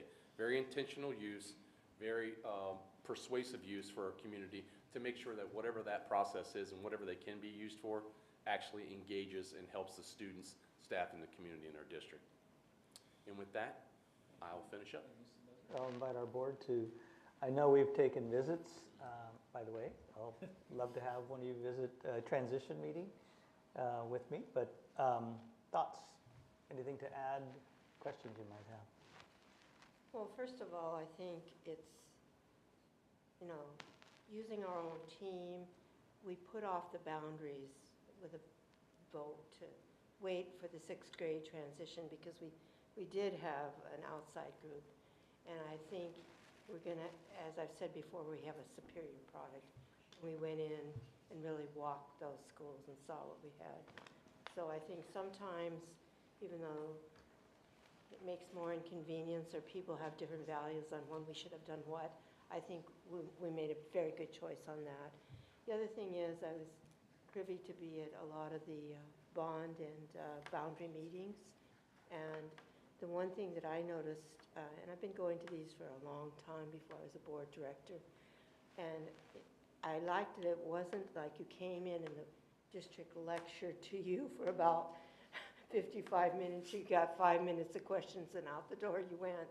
It was more an engaging, they presented maybe the first 15 minutes, and then the entire time was a really, really good conversation. Unfortunately, I would have liked to have seen more of our community show up for that, but they certainly had the capability of it. And I mean, even with some of the people that came there that had some real concerns, the way the staff handled those and got around that, I thought it was pretty engaging. And a lot of the people that were not happy with things, by the time they left, they understood it a lot better, even if they didn't agree totally. So I appreciate that. And I think some of the things we've got coming down the corner here, with some of the things that we will learn further about property transitions, I think our community is going to be kind of amazed at, yeah. So. Well, thank you, Director Hamada. I agree with you with the level of commitment I think that we did as a district for outreach for both the bond and the boundary. And I also want to echo what you said. I know that there were many people at this table and others who are not at this table who spent a lot of time preparing for those meetings. And I do believe that when we go to the community as a representative from the district, we need to listen more than when we talk. Yeah.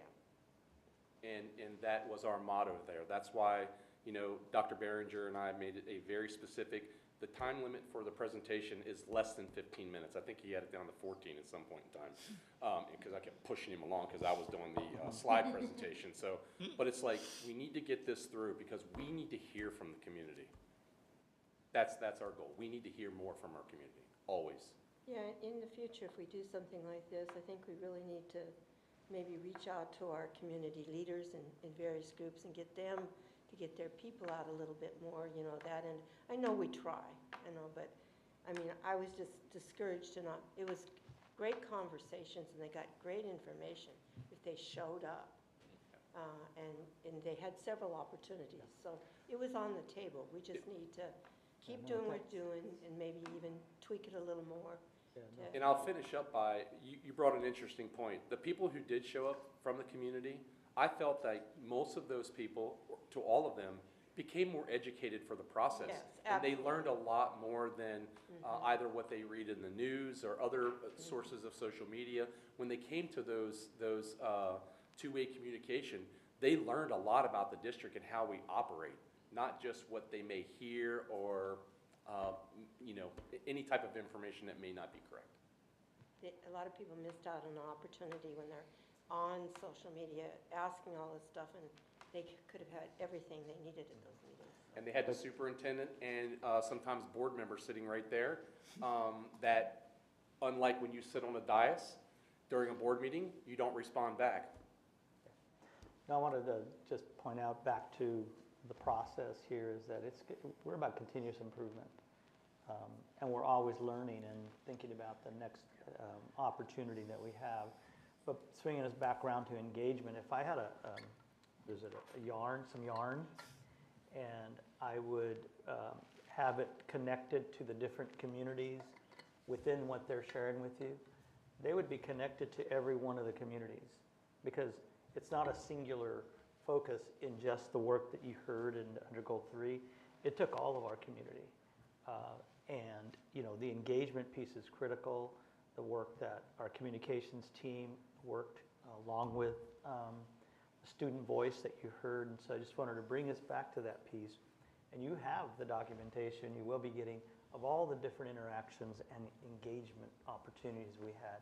But we'll continue to get better. So. And I do thank you, Vice President Margell, for coming out to Kent Ridge and walking that facility in that project with us, because you are our Goal 3 board member, and Dr. Behringer and I appreciate your time. And I think a lot of the schools that there's projects going on around this, we've either already visited or have soon 2 visits, but I think most of them already have visited. So I think I too get my gold star. Yes. President Benno gets. But no, I think the comment that I really like hearing, and to echo this, is it's a process. And, you hear about, all the work that we approved in the bond, because it takes a while. You can't do everything in 1 year all at one time, because students actually have to be in the buildings and learn. And so there's a process of doing all of this, and same thing with 6th grade. I'm really excited. We're not gonna get it 100% done in 1 year. There's just no way. And you don't want to, because you're gonna learn from the first year and get better for the next year and get better for that. And so I look forward to the iterative process of how do we continue to make it better for our 3-year middle schools. And, we really everything on here. We talked about boundary changes, and we talked about this.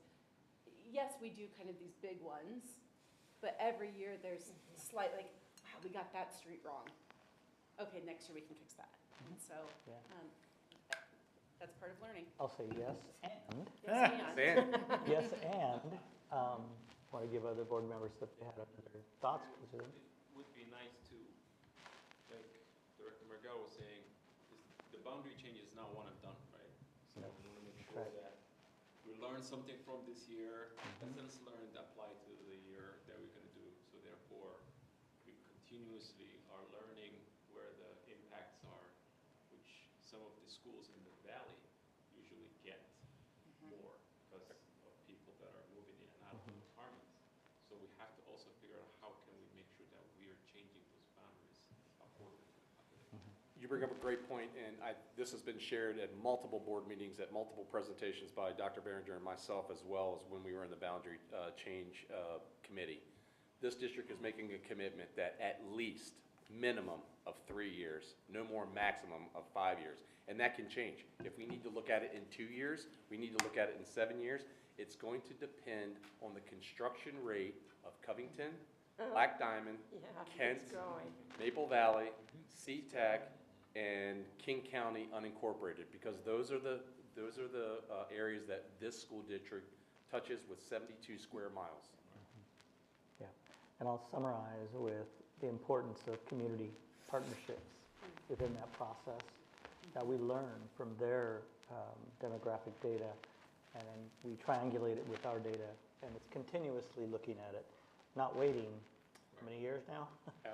But we'll continue to do it. So thank you, Mr. Buzzer, appreciate that. I want to now, if I may, President Beno, move to Go 4. We should. Go 4, I'd like to invite Mr. Hunter. We have also, I think, Ms. Aguilar joining us via Zoom, I think. So I'll turn it over to you. Thank you, Superintendent Vela. Good evening, everyone.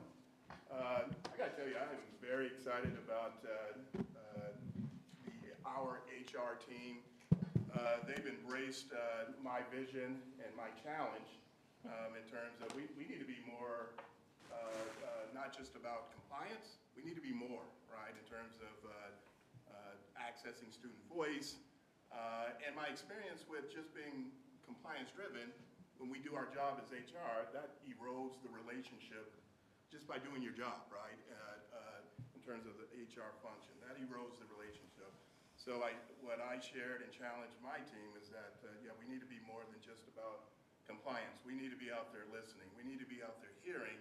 And not only that, taking action in terms of what we've heard to try to improve the work environment for our staff. So Irene, I'm going to invite to share a little bit of what she has done with my challenge. We meet weekly, talk often about, so where are we at in terms of stepping outside of the box post-COVID with our recruitment efforts, our retention efforts. And I know sometimes she probably says, okay, I know Damon's going to challenge me, he's going to ask a bunch of questions, but I think it's critical. One of the pieces in terms of building relationships, because as I stated, when we do our jobs, being in compliance, that erodes the relationship. So we must do some other things to garner the relationship. So I am, after being invited to Mill Creek, listening to staff, they encouraged me to mentor a student. So in that spirit of, bringing student voice to HR, and how do we realize, what does that look like, I should say, in HR? Having a mentee, I tell you what, one, it just grounds you in terms of why we do this work every day. But then I bring it back to our HR leadership and share, the conversations that I'm having so that we can, again, cultivate that spirit and then also talk about, so what do we need to do to support our staff moving forward when we're hearing the voices of students and the challenges that are presented to them every day. Irene and I, as we continue to develop relationships with our local colleges and even some colleges out of state, we need to think broader than that. Her and I are in classrooms talking to students about the opportunities that are presented here in the Kent School District. As her and I both stated, and with Director Clark, the diversity is right here in Kent. We don't need to go further in terms of recruiting a diverse, or at the very least planting the seed that, hey, there's some wonderful things happening in education. It is certainly a worthy profession. And so Irene and I have been in and out of classrooms promoting the Kent School District and the opportunities that we have. President Bento talked to us about what they were doing in Renton. We went down to Renton to investigate, to bring some ideals back here to the Kent School District. And again, in that spirit of, we have to be more than just compliance, right? We need to go out and we need to talk to people. We need to hear what people are saying. We need to, not get defensive about the feedback that we're receiving, but embrace it, look at it as an opportunity for us to continue to grow. Grow our own, I talked about getting into classrooms. We're also setting up for next year, more to come, but doing a teacher fair for our students, right? So really promoting it, promoting the Kent School Districts. We also put out a flyer, if you will, to the community of the Covington and Kent community in terms of the opportunities that we have here in Kent. Irene, do you want to chime in? Did I miss anything? Yes, thank you, Mr. Hunter, and good evening, board members and fellow colleagues. And I think Mr. Hunter's vision of relationship, that's what has driven all of our work. This year, it's building different relationships with both other districts, other committees. I wanted to thank Ms. Hamilton because I'm with her in the equity committee, building relationships with ESD. So we know that it's a big job, but one of the things that we're doing in HR is that we're listening as well, and we are thinking outside of the box. So with those visitations, I feel like we're scratching the surface based on some of the feedback that we had received as far as contacting CTE and seeing what other classrooms we can visit. Kentridge also invited us to their career fair with colleges and universities. So I attended that, I believe it was like about 2 Thursdays ago, and it's wonderful not only to talk to parents and to students about what opportunities Kent School District can offer, but to be able to talk to the students about, hey, after you graduate, we can always be a resource. Don't forget that we can be a resource for you. So when you're looking for jobs, depending where life takes you, come back to Kent School District, talk to our substitute team if you need a couple hours. If you need a full-time job, come over and start subbing for us while either, you're either going to community college or wherever life is taking you. You can always come back and use us as a resource. So that's the communication that we are presenting to our students, and we're hoping to do a lot more of that. I'll let you know from the Kentridge Career Fair, we actually had 2 teachers that came over to our booth that were just so ecstatic that HR was there. And it's so wonderful to make that connections both with parents, students, and with our current staff that they are seeing HR visible in our community. So we're hoping to do more of that next year. Just thinking outside of the box, I want to say with that relationship building, one of our first pieces on here is to create that pipeline from student to para-educators. And from attending the equity committee, I'll let you know that it's really great to be able to join those teams, because then when we hear teachers that are also in those teams with us basically share the same vision, then we know that we're moving the right direction, because this isn't just HR making this decision, but it's also the decision. It's also what our community, what our current staff is thinking of as well. So just being able to join those conversations with them, to be able to collaborate with them through these committees, I want to say has been wonderful, and we look forward to continue doing that. And then once again, it's with the relationship building. It's thinking outside of the box. What Damon mentioned, or Mr. Hunter mentioned, was that our diversity is here in our community. So one of the things that is not on here, we're looking even into the Kent International Festival that's going to be happening. Just so that our community sees us. Looking at other locations where we might have not recruited here in our community, that we need to go out, where else do we need to communicate, and then come back in the fall and really meet as a team and say, let's see what worked, what other ideas do we have, how do we continuously keep on improving, what other softwares, what other data do we need to collect that maybe we're not collecting. So just continuing to improve our system there in HR as well.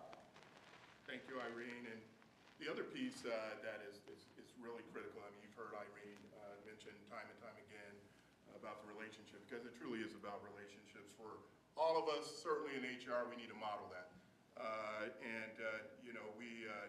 Cultivating, in order for us to retain our staff, we need to cultivate that environment to where they are affirmed, right, that they feel safe in spaces. Director Clark, Director Hamada joined us with, as well as Simone, on a Saturday supporting our Kin Educators of Color. And there, it really spoke to me in terms of what that space feels like, sounds like, because they were really safe in terms of expressing how they felt. I received an email from one of our Kin Educators of Color saying that that was really reinvigorating in terms of being able to be safe because they don't always, right, have that opportunity or feel as though they have that opportunity. So for me, really reflecting, Irene and I were really reflecting on, so okay, so what else? Simone and I talked about what we can be doing to make sure that we are cultivating those spaces to where individuals feel safe. The individuals who we know are mission critical to what we're trying to accomplish with each and every one of our students. So with that, again, as I'll state again, really excited about our team. Really excited about our team. There was no pushback in terms of my challenge to them that we need to be more than just compliance. No pushback at all. I mean, it was all about, okay, what does that look like? And giving them the confidence that, yeah, and I'm encouraging, hey, go out there and be a mentor to a student, because you'll get a perspective in terms of why we do this every day, right? So I'm excited. Are we there yet? No, but we are working, and it is all about relationships. Thank you, Mr. Hunter, Wait, and is thank it, you, can I add one Irene. more thing? I know Please. we're almost at time, but I think a really cool part that we're working on and talking about too, and is a direct ask from young people that we're acting on, is engaging and incorporating young people into the interviewing process. So we've talked a lot about like having a set of questions that maybe one or two questions that the kids come up with or that young people design, that everybody who goes through an interview, no matter your role in the system, you get asked these questions or something around that to find cultural alignment. And then the other element of that is a next layer that'll be a part of that thing that we'll share later, but about them having their own interview round. I remember I worked in Bellevue one time, and when I was working at Bellevue, we had kids ask us, they're like, do you hire math teachers and you don't even know if they can teach math? And it was kind of like, oh yeah, well I guess we don't really have, you certifications, you get references, but like where we actually, can speak to that, the way that students want to be taught, what they want to be taught, and how they want to be taught. And so we're looking at what does that look like to have a round of interviewing in this system where you get to share space with young people and they get to know you, whether that's young people at the elementary level, if that's where you're going to go teach, or middle school or high school or central office. But how are we integrating students into that interviewing experience, that when people do join our system and do join the community and the culture here, they know what they're coming into, which is the space that really puts students at the center and they drive the decisions we make. So that's just another part I'm going to go for that I'm really excited about. Thank you. We're going next year. And I'll just invite our board again for any additional thoughts, questions. Do you all Sherry. go to, like, I know in Renton, Renton River Days is like the summer festival, and the Renton School District is always there. Do we do the same thing for Kent Cornucopia Days and some of these summer festivals around here? I'm not sure if we've tapped into that. I haven't even heard of the. Yeah, that's like, We have that's a not. staple. I haven't heard it since I've been back. Not sure. We have in the past. Keep in mind, COVID was Yeah. an impact, and even the festival was new, back in person again. So, but yeah, we haven't. But it's something that has been, it's something to consider, because again, being seen in the community is also very Yeah, important too. So absolutely. I'm so glad to hear about all the community work and things happening. I appreciate the work that the HR department is doing. I think that's great, and it should be happening, and I'm excited that it is. Thank you. I just want to add one thing that is a comment. What I want to do is, if it's possible, and it's very loosely tracked, but do we have a baseline of what our diverse workforce is at this moment? Yes, we do. And then be able to look at it in about, because it's loosely because people tend to move to another job so it's hard to really quantify that. But just so that we're moving the right direction, if we're able to track that, it would really make a difference. Because the reason why I say that is it speaks volume of those kids who are diverse kids in the classrooms, who's standing in front of them. Yes. So if we're gonna attract the local, make sure that we need to increase that number so that kids see themselves who's standing in front of them. So therefore, they then tend to become a teacher in the future. And so, Director Farrell, those are the conversations. Yes, we do have that data. I also read each and every exit survey, right? Each and every exit survey so that we can reflect. I send it off to the supervisor of if it's a building. So that's just as critical, right, in terms of that data point. And what do we do, right? What do we do as a system to ensure that individuals are feeling, if they're leaving because they don't feel supported, if they're leaving because they feel invisible, right? How do we start to change that narrative? So that's why, to include the data, you know, like I said, I read each and every one of those exit surveys, and then as a team, we talk about, so what are our next steps? What is this telling us? And the yes and onto that one, sorry, not just who is hired, but who applies. Yes. Because I think that that's what I'm hearing from our schools is we would love to have a diverse workforce. Yes. We don't have the applicants applying that allow for us to make those choices as much as we would like to. So what are we doing to be able to make the space open so a diverse applicant pool feels comfortable and this is a destination place where they want to apply and be part of? Yep. And that's the piece that we're still growing, right? Still, it's an opportunity for us to continue to get better. Right now, we're not there, right? But that's why we're out there asking questions in terms of, and the feedback that you just provided, Director Miguel, that helps in terms of us reflecting on what we should be doing to improve in that area. Thank you. And I wanted just to summarize again that on that topic of Goal 4, this process we're engaging in right now is actually part of recruitment. If we have teachers from other districts or Paris, we'll take whoever who wants to come, it is about coherence and it's about some of the data you'll read about what we do to help support teachers who in their first or second year as far as mentors that they're assigned. What we do with leaders that are hired and how they continue to get support from our executive directors for learning improvement. So I wanted to make sure I made that connection in that this is also sharing with other school districts the great work that's being done by our board. So again, thank you to the board for engaging in this process. I also want to publicly thank our team that presented today and has been presenting throughout the year. And I'd be remiss if I didn't say, who you're seeing in front of you is not the only folks that did a lot of the work. Yeah. You received a lot of data, there's a lot, you have a lot of documents to read, but I am so proud of the work they did and the people that are on their teams. Because it takes all of a system to be able to be coordinated, headed in that right direction, that those arrows mentioned, but it takes a board superintendent governance team that's also working closely together. So thank you. We only have a couple of minutes. President Benno, I had Dr. Nanan was going to just close us off for tonight before we gavel out to the exec session. So Dr. Nanan. Awesome. Well, as you can see, there's a lot of weaving and braiding together of the good work that's being done across Kent and bringing those arrows together. So this is where we started a year plus ago. The 5 things that effective school board members do, and that was really brief. Went away. But collaborative goals, it's back. Collaborative goal setting, A+, non-negotiable goals for achievement and instruction.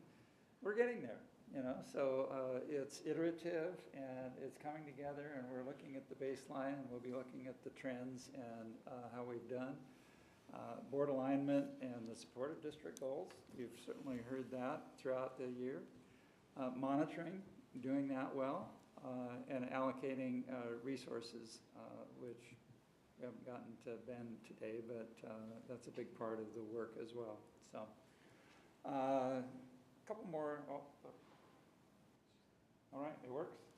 Very good. Awesome. All right. So, you've seen this slide many, many times. We've made a lot of progress over the last year, and I thank you for your patience and persistence and your championing of the goals. The next slide is what the work that still lies ahead of you. So we're at the culmination of this year. And so tonight, before you leave, you'll go away with a big packet of information with all of the good information that's under the hood, in addition to the top line presentations that you've heard here tonight. You'll have 13 days, but who's counting, to look at that information and come back on the 31st in a 2-hour executive session to begin to talk as a board about a rating for the superintendent and for the system and for the work that's been done together across the year. And then you have another 2-hour executive session on June 7th to continue that conversation. And then on June 13th, you need to finalize that work and then share the result of your evaluation with the superintendent. So you're approaching the end of the year and the end of the process. One more slide. And then we start over. So, And? Yes, and, right. So the strategic planning team has been working hard. They've been tweaking these goals. You'll have an opportunity to have continued input around that on the 14th and on the 28th, I think, of June. And then that becomes the launch for what the targets are for the goal setting for the 23-24 school year. And again, it's 4 years, 4 goals, continuous improvement, and we just keep getting better and better and better. So, good job. Thank you, Dr. Nyland, and I'll turn it over to President Bell. Awesome. So it is 7:01, and we're going to adjourn this special meeting, and then we're going to go into an executive session for about 60 minutes. The purpose of the executive session is to evaluate performance of a public officer or employee. We'll see you back in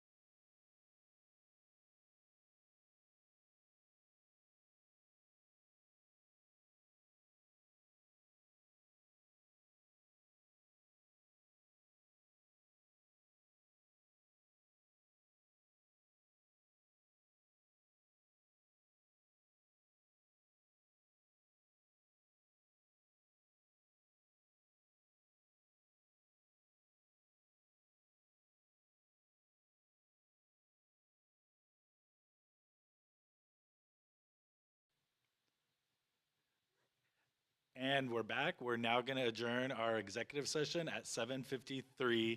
Thank you very much. Have a great